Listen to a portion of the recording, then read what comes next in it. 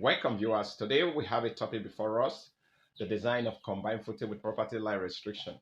And today we want to look at the design of trapezoidal footing. And in doing that, we first of all understand the concept of trapezoidal footing. Well, before we go into that, I would like us to take this question on the board.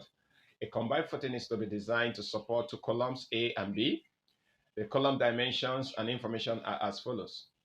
Column A, dimension 500 by 450 mm, total service load 1,340 kilonewton, total ultimate load 1,990 kilonewton. Column B is 600 by 600 mm, total service load is 2,100 kilonewton, total ultimate load is 3,000 kilonewton. Now, the center to center distance of the columns is 4.8 meters. Now, we've been given the allowable soil bearing capacity to be 200 kilonewton per meter square. We have been asked to design the trapezoidal base if the dimension of the column, the dimensions of the column 450 mm and 600 mm are at right angles to the center to center line of the columns. And now we'll be given the design parameters, characteristics use strength of steel 410 Newton per millimeter square. Characteristics cube strength of concrete is 30 Newton per millimeter square. So now we are going to go into the design proper. Let's look at under what condition are we going to design a footing as a trapezoidal footing. All right, so now let's look at a scenario where we have two properties at both sides of the footing. We have, let's call this the property line. We have the other side. We can call this property K. Let's call this property L. All right. So these are the property lines we are talking about. This property could be a building. The line could be a fence line, and it could be anything on this other side. Now we have a situation whereby we want to design a footing. Of course, we have done a preliminary design, and we discovered that we are going to have a footing of size which we interlap or overlap with the property line. Okay, so that is the situation we have in our preliminary design. So we have a problem. We must be able to design this footing in such a manner that the footing remains within this space of the property, within this confinement. And how do we do that? If we decide to design this footing as a rectangular combined footing, we might still have the same problem, especially when we assume the footing to be a rigid footing, where we have the pressure to be linear. Okay, if we want to design it so that the pressure will be linear, we are going to have the footing still projecting beyond the center to center spacing of 4.8. Okay, so we'll have that. So for us to be able to design this footing as a rigid footing, so that we have a uniform variation of pressure. Of course, we know that the code allows us to design a footing as uniform with uniform pressure, provided certain exceptions that were given, like that of pi cap. We are going to read through the code. Let's read through the code and find out what the code says about that. Now, before we go into that code, let's look at how we can maintain a uniform base pressure. Okay. Now, in rigid footing, it is assumed that the pressure underneath the footing is uniform. All right. But this is not the reality of the situation. Of course, we know that there's variation of pressure, which is a function of the applied load. And like we have in this case where we have concentrated load, we can see that the load is not, the resultant load is not at the centroid of the load. So the center of gravity of the load, when we do that, we discover that the center of gravity is 2.93 meters from column A. It's not at the center. So if we decide to choose a rectangular combined footing, for us to maintain that, to have the pressure under the base to be uniform, so that it becomes rigid. What it also means by rigid, it means it's going to settle uniformly, okay? It's going to have uniform settlement, but we know in reality, we cannot, there's always some little variation, all right? Now, we are assuming that it's rigid, so we have 2.93 meters from as the centroid of this load. So when we take moment, we're able to obtain the centroidal distance from point A to the centroid, we have it to be 2.93 meters, while on this other side, we have it to be 1.87 meters. All right, so for us to have the pressure to be uniform, you must have the center of gravity of the load to coincide with the center of your choosing footing, okay? So now, for us to do that, let's assume we want to choose a footing, a rectangular footing. You can see that once we place the center of gravity of the load to coincide with the center of gravity of the footing, for us to do that, this is the center of gravity of our load. So we have 2.93 meter on this side. So we need to maintain another 2.93 meter to have this load coincide with the center of gravity of this footing. So if we must have uniform pressure, which is pressure that is not eccentric. Okay, so we will have 2.93 on both sides. Okay, now you see that when we do that, you are going to have the total length of footing which you are about to design to be 5.586 meters. All right, that value is already greater than our width of our length of our center to center spacing of our footing. Okay, and if we check that value, you see that we are going to have a projection above this center to center spacing. So we're having a projection of 0.78 meters. Okay, so that is a projection on one side, which is on the right hand side, and there is a dotted line. So on this right hand side, we, instead of us having it here, where we do 2.93 so that we have it at the center, we'll have an extension from where the column should be. The column is supposed to be here to have uniform pressure, but because of we need to have that uniform pressure, we're having the footing now extending. We're going to have the footing extending further to here, even though the column remain here. So we have an extension of the footing of we're having an extension of the footing of 0.78. All right. So you see that the boundary situation that we are trying to avoid, we've been able to avoid it on the left hand side, but on the right hand side, we are still having issues. Okay. So that is the situation we have. And when you begin to have this kind of situation, the next option in design is to go for a trapezoidal footing. Okay. But if we do it on this other side, okay, let's call 1.8 meter, let's double it like we have here. We have 3.87, which is not even up to the center to center spacing of our footing. Okay, so we have a footing length that is short, a shortfall from our center to center spacing of column. So that will not work out. Okay, so now the option we have to take is to go for a trapezoidal footing. All right. Now let's see how we can do that with this same problem and solve the problem with this boundary restriction. Now we place the load at the centroid of the footing, which is at this point. So we have the centroid here. Now let's assume from this point to this point represent the footing. Remember, uh, we have a little projection. This is the center line of our footing. From this point here, we have the size of the footing, which is 0.3 meters. All right. So from this point here down to this point is 0.3 meters. So we're going to add it to this dimension.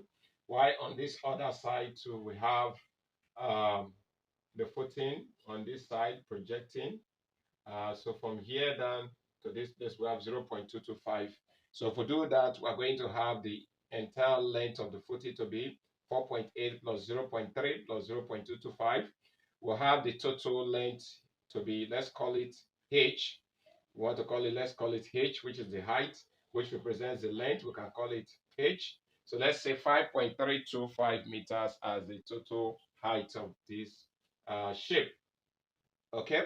Now, if we have the trapezium, we can divide it into into three half. Let's call this portion this way. This is a triangle, A3 a triangle, A3 a triangle, A1 a triangle, and A2 is a rectangle. All right. So we have from this point here, A. We have from this point here, let's call it B. So if we divide it, it means that from here down to here is B minus A over 2. Here down to here is B minus A over 2. Okay? So we first of all need to obtain the area of this. So if we do that, area of a trapezium, half base A plus A times height, A plus B, sorry, A plus B times height H. So we have the height itself, which is 5.325 divided by 2, we give us 2.6625 A plus B. Okay. Now this, let's obtain the centroid of this shape, which is a trapezoidal shape. If we obtain the centroid like we normally do for centroid, considering this shape, and considering this one, we are going to have the final centroid of the shape. Well, now we're going to have the centroid of the shape.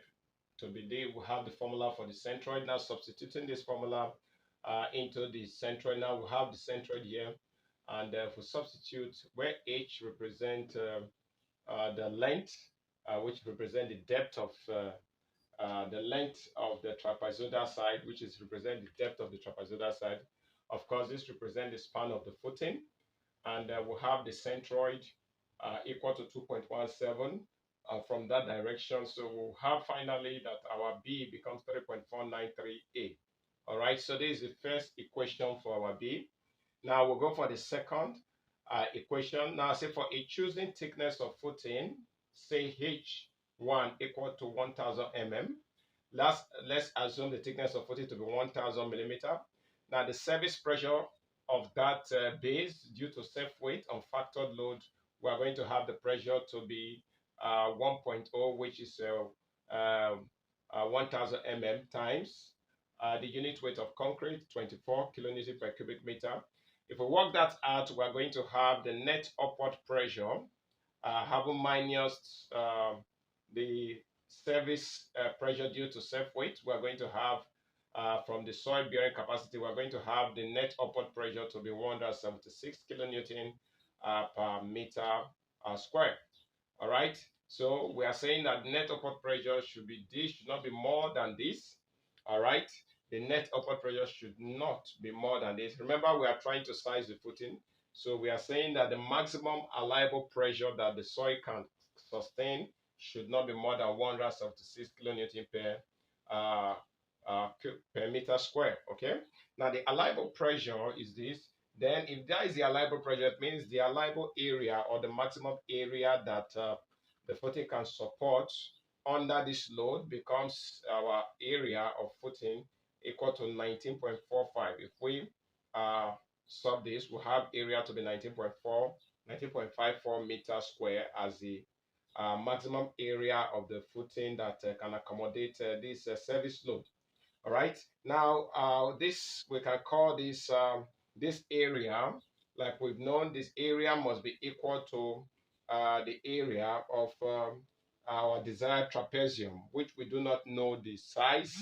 We have called the size of the trapezium to be A and B, so we do not know the size of that particular footing, but it's a trapezoidal footing. So we are going to look for the unknown A and B of that trapezoidal footing. All right, so we are saying that the area of that footing should not be, should at least be equal to 19.54, which is our maximum allowable area that the applied load can support. Now, if we solve that mathematically, we are going to have the unknown. You have A to be 1.63 meters, and we have B to be 3.4936, which is this times A. So we have that to be 5.71 meters. Okay. So the dimensions of this trapezoidal footing that can be able to sustain the desired load under that bearing capacity. Now, the next phase we are going to carry out is the design of the footing itself using the ultimate load for the design. Okay, now let's go over and do that. Remember that we've gotten the size of the footing, the area of the footing. The required area is known, so we need to look for the pressure at ultimate limit state for the footing. On this load, now calculating the base reactive pressure, we're going to have the base reactive pressure to be the total load on the footing divided by the required area which we've gotten. Remember that we've gotten the size of the trapezium as a 1.63 and 1.706. Let's approximate it to 1.071. So if we work that out, we're going to have the total area for this trapezoidal shape. All right, having gotten the total area, we can get the pressure acting underneath the area of this base. Now, the base reactive pressure, we can have it to be 255.34 kilonewton per meter square.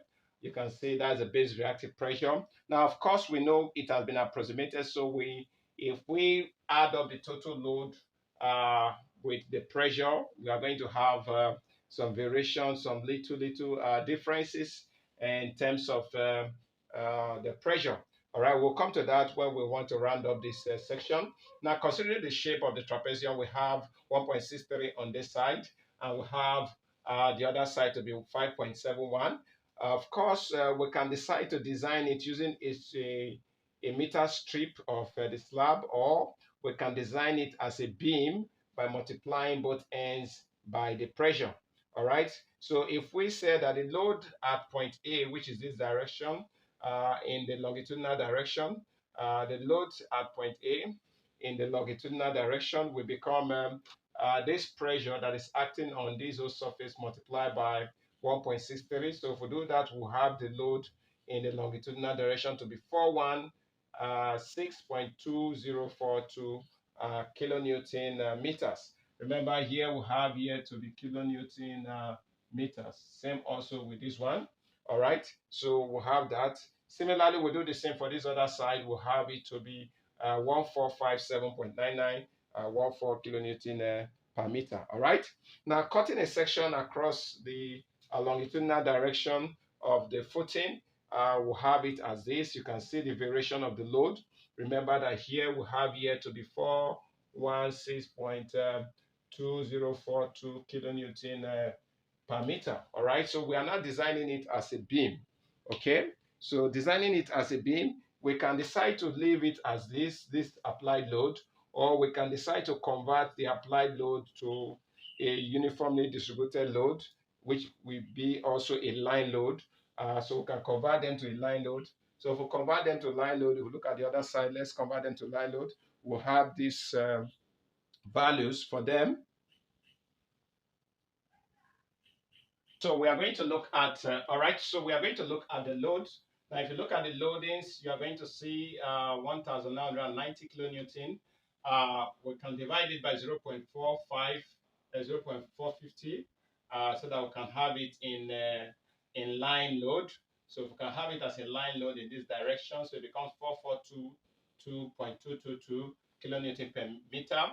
Remember, we are going to convert, we've already converted this uniform load into a line load by multiplying the pressure under the base by the width of the footing to have a line load. All right, so the line load we're going to have is 416.2 kilonewton per meter on this side, and we'll have this other side to be 1,457.98 kilonewton per meter. So having gotten this, we've converted this point load 1,990 kilonewton to line load of 442. The same thing we are going to do for the 3,000 kilonewton load. We can divide it and obtain a line load so that we'll have everything as a line load for our design. Okay, so having done that, we are going to carry out the right at the moment expression. Now, by similar triangle, if we take up this portion, we'll have this portion to be 1,041.78 kilonewton. That is this particular portion of the triangle. Now this other side is a rectangle which is 41620 kilonewton per meter. Now if we work out similar triangle, we're going to have any section in terms of x, we'll have any section in terms of s to be 195.63x. All right. So if we take an arbitrary point x at any section of the triangle, in terms of s will be 195.639x kilonewton per meter. So that is the intensity at any point along this slope. So that's why I would say that the slope is 195.63 kilonewton, 195.639x kilonewton per meter. All right. So having gotten this, the area of the section along the x, which is along any point around x, is the area of the rectangle, which is from the length is this, the depth is this, which is 195.639x, and the area of that triangle becomes 1 over 2, 195.639x times x, and that will give us 97.82x squared. All right, so this gives us the area. Of course, we know that the area represents the shear force, okay? From our statics, we know that area represents shear force. So now let's consider this rectangular portion, which is 416.20. If we multiply it by an arbitrary point x, we are going to have it as 416.20x. So we'll have that one to be 416.20x. All right. Now, having done this, we'll take our load boundaries between 0 to 0.45 meters. So if we do that, we are going to have the shear force expression, and we'll have it as this, 978.82x squared plus 416.20x minus 1,990. That's what we have for the shear force expression. Also, the moment expression, all we need to do is to integrate this shear force expression. If we integrate it, we are going to have the moment expression 97.82 x raised to the power 3 over 3 plus 416.20 x squared over 2 minus 190. Remember, if we are considering it not as a line load but as a point load, from year to year 0.225. So it's going to be x minus 0.225. All right. So that is the moment expression between this load zone, between 0 to 0.45. Okay. Now, having done that, we can substitute values. We can substitute the value of 0.45. If we do that, we'll have the shear force at that point to be 1,782.9 kilonewton as the shear force at that point. Similarly, if we substitute that value for moment, we are going to have minus 402.63 kilonewton meter as the value for moment at this point. All right. Now, having done this, the next thing we'll do is to take the next boundary condition, which is from this point down to this point. We're not going to consider this UDL. Let's work without the UDL, but if you wish, you can as well work with the UDL. All right. So let's go ahead with that. Now, if we go down 0.45, we have the moment expression. In this case, the shear force expression will remain the same up to this point. All right, if we are considering the load to be a point load. So if I consider this 3,000 kilonewtons to be a point load, the boundary condition will be from 0.45 to 5.25. Okay, 5.25 meters. And if we take that expression, the expression will remain as that expression we have for this zone. So we'll have it as this. The moment expression, which we're going to have the same thing. It remains the same. All right. So we're going to substitute the value for x is equal to 0.45 into shear force expression and into moment expression, and s is equal to 5.25 into shear force expression and into moment expression to have their respective values. So that let's do that. All right. So if we substitute the values, when x, we are going to look for the shear force at the face of the column. All right, so at the face of the column, the distance of S becomes 4.725. We're not going to check for the shear force at the center line of the column, but at the face of the column. So that face of the column is 4.725. So if we work that out, we're going to have a positive shear force of 2,160.43 kilonewton as the shear force at that face. Similarly, we'll also try to obtain the moment at that face of the column, and we'll have a negative moment of 869.44 kilonewton meters. Okay, so we said this distance is at the face of the column from our left hand side. All right, now for maximum moment, we know that the shear force expression is 0. So this is the shear force expression between the zone. If we work that out, we'll have that expression, the maximum moment to be what? To be 2.859 as the distance at which shear force is 0. So if we substitute the value for x, we are going to have the maximum moment to be minus 2778.69 kilonewton meter. All right. So this gives us the maximum value for moment for our design. You can see that the moment is in tension, and we have the moment in tension. Now, if you check the moment for the last span, if we want to obtain the moment, of course, we know that at the last span, we are interested in the end of the beam. That end moment is expected to be 0. But if you write the shear force moment expression for the last zone, which is from 5.25 to 5.325, which is the last zone. If we do that, you might not have your value for moment to be 0 at that point due to errors which might be due to approximations of values. All right, so but don't worry over that. Those are just minor errors we can checkmate, an error of about 1 or 2 inches, okay, in terms of the length of the span.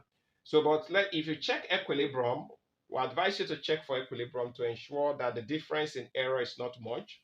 Like I did, I said upward load is equal to downward load. So we have the upward load as this, 41620 times 5.325 will represent the span, plus the red triangular part, which is 104.1041.78 times um, the span times half, which is this area of a rectangle, a triangle, I mean. If we work that out, we'll have 4,990.00425.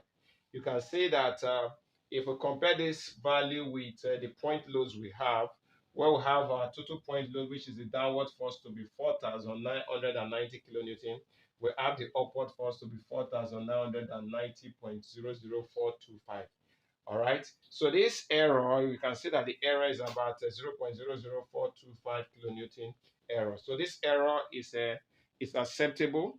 Is an error that can be manageable. So when you want to plot the bending moment diagram, when you have such errors, you would end up not having your moment at the extreme end to be 0. But you shouldn't bother yourself as long as the error is not much. That error may end up may warrant you ending up having a negative value for your moment at the end. That negative value should be ignored. All right. So the next we are going to draw the bending moment and the shear force diagram based on this precept. Let's go over and do that. Haven't looked at it. We are going to look at the bending moment diagram. We can see the bending moment diagram. From the bending moment diagram, we discover that the whole of the footing is under tension, negative moments. You can see it all over because of the pressure at the extreme end of the footing. And you can see the shear force diagram. The shape of the shear force diagram, we have 216.43 M. You can plug in value for this to obtain this point.